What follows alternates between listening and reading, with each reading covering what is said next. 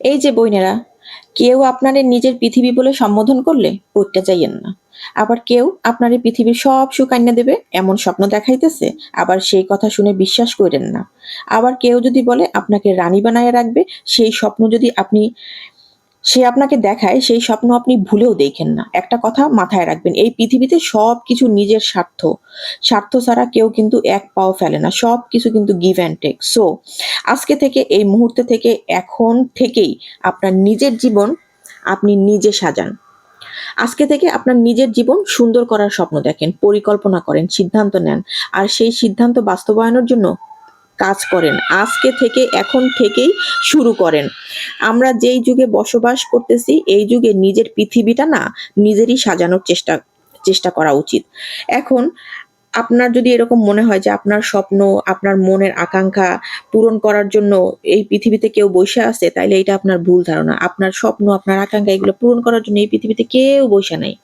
এই মন মানসিকতা যদি এখন থেকে নিজের ভিতরে কইরা ফেলতে পারেন, তাহলে দেখবেন আপনি নিজে নিজে সফল হয়ে গেছেন, স্বাবলম্বী হয়ে গেছেন। আর যদি আপনি মনে করেন ধুর তরিকা, দুনিয়াতে আসছি, আমার জন্য তো কেউ না কেউ আছেই, কইরা দিবে, আমি খাবো বইসা বইসা আরামসে থাকবো, কখনোই না, সম্ভব না। সেই দিনগুলা আমাদের মা চাচি পর্যন্তই শেষ হয়ে গেছে। কারণ তাদের ধারণ ক্ষমতা অনেক বেশি ছিল। তারা ধৈর্যশীল ছিল। তাদের ভিতরে ধৈর্যের, মানে কি বলবো, আমাদের ভিতরে ধৈর্যের কোনো নামগন্ধও নাই। আর আমরা তো অনেক কিছু মেনেই নিতে পারি না।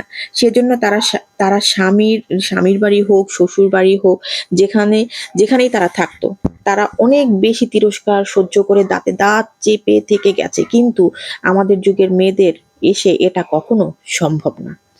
আমাদেরকে যদি কেউ ২টা কথা বলে, তাহলে আমরা সেখানে ৪টা কথা শুনায়ে রাইখা আসবো। আমরা এই রকমই। কিন্তু যখন তখন tour, hang out, party, concert, coffee এগুলো কিন্তু অনেক ভালো লাগে, তাই না?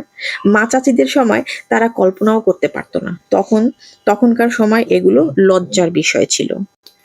আমাদের কাছে এগুলো একটা নরমাল বিষয়। এজন্য বলতেছি, এগুলো যদি করতে চান তাহলে এখন থেকেই ক্যারিয়ার বিল্ড আপ করার ট্রাই করেন। আপনার পায়ের নিচে নিজের মাটিটাকে শক্ত করেন। সবার আগে নিজের অবস্থানটা নিশ্চিত করেন। আর তারপরে নিজের অ্যাক্সেস কাউকে দিয়েন না। একেবারে কাউকেই না। আপনি আপনার ক্যারিয়ার গড়তে গিয়ে কারো সাথে জড়ায় গেছেন, সমস্যা নাই, ঠিক আছে। আপনি লয়াল থাকেন। আপনি কোনোভাবে দয়াল সাইজেন না। ঠিক আছে?